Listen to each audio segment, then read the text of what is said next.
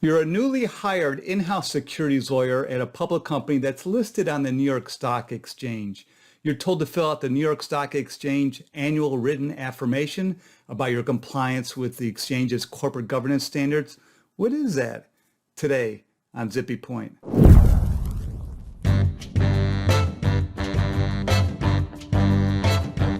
I'm Brock Romanek. I'm a big fan of yous. So under section 303A.12 of the New York Stock Exchange Listed Company Manual, listed companies are required to file with the exchange a section 303A annual written affirmation and an annual CEO certification each calendar year within 30 days after a company's annual shareholders meeting. The annual affirmation and the CEO certification are created and filed electronically through the New York Stock Exchange's Listing Manager. This is the exchange's online submission portal that's had other names in the past, eGov Direct being the latest.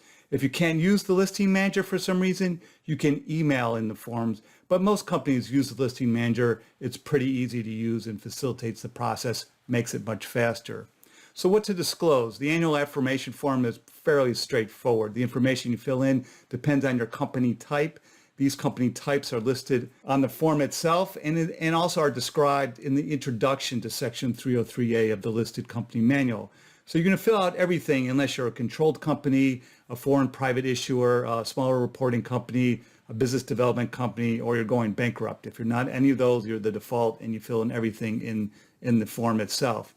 You don't bother with filling out the affirmation form if you are a voluntary debt filer or you have only preferred stock listed on the NYSE. Part 2 of the form has checkboxes where you indicate the type of company you are.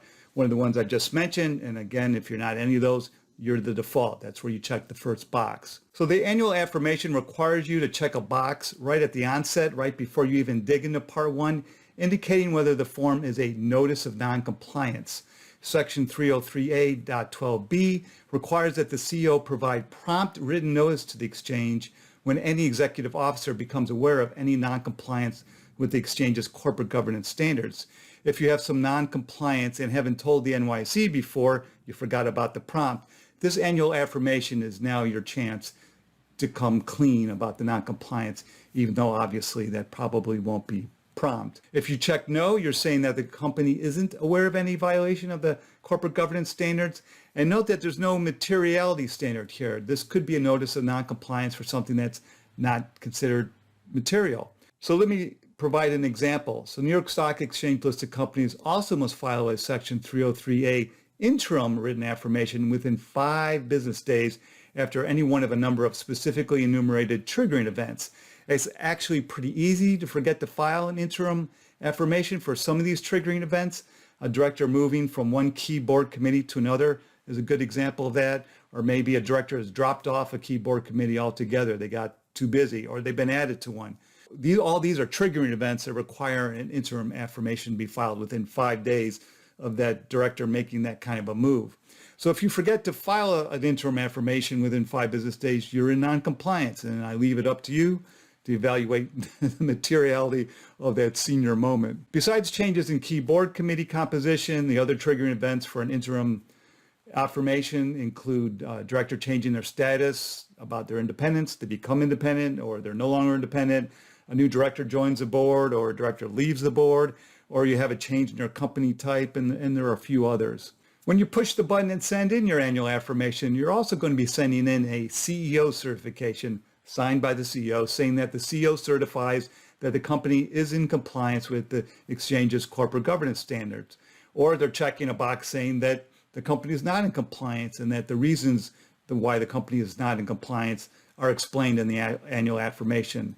This annual CEO certification has a prescribed form, just like the SEC Section 302 under Sarbanes-Oxley's CEO, CFO certifications. They can't be modified at all. In part 1, you're listing each of your directors, and then there are 9 columns to fill out for each director. Their board class, when their term ends, whether they are independent, which of the key board committees they serve on, whether they are financially literate, and a few others.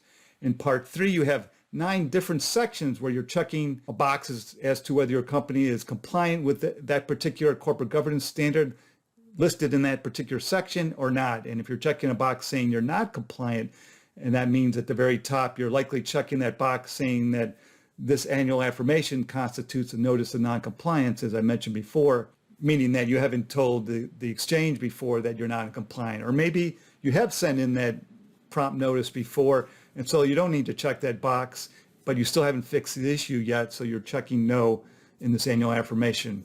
I know I'm sounding a little confusing. I guess this stuff could be confusing, although it's a simple form. Anyways, you'll need to describe two things: the reasons why you're non-compliant, and I would also add in there a timetable for when you expect to become compliant. The form doesn't actually state that you need to include that, but that's a smart thing to include. There is a section 10 to list non-compliance with anything in section 303A that didn't get captured in the first 9 sections of part 3. And then there's a catch-all section 11 where you can list other general comments. Have a nice day. I don't know. Maybe you want to further explain other things.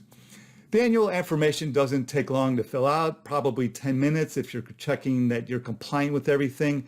But obviously you want to take it seriously. And don't be frustrated because some of the things you'll be checkboxing could be easily understood if the New York Stock Exchange staff read your proxy, read your IR webpage.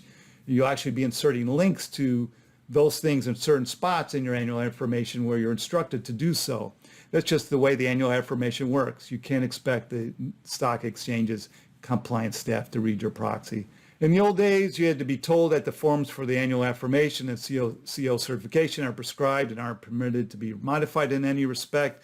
But now that it's completely electronic, it's fixed in stone, unless you happen to be taking the option to email in your form, which I don't think many companies are doing these days. So in the old days too, you would have some exhibits to your annual affirmation, some of which you would have some flexibility about the format. But again, there's no need for this now because it's all set in stone. It's all electronic. You're just filling in an online form. If you happen to have a tricky situation and you have some questions, you should contact the New York Stock Exchange Compliance Department and ask them before you submit something that you're not quite sure about. You don't want your CEO to certify something that you're not quite sure about. So who signs the annual affirmation? Any authorized officer of the company is permitted to sign it on the company's behalf. So you want to bake that authorization into your annual board resolution where the board delegates authority about who does what for the proxy season.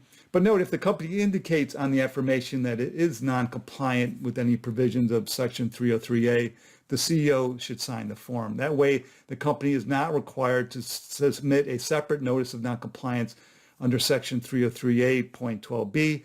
It actually states this in footnote 2 of the form.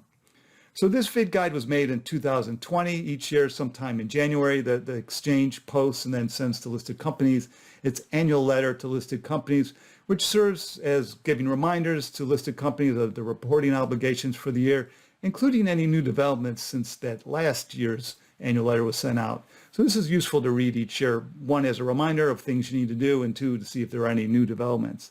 Anyways, let me know what you think.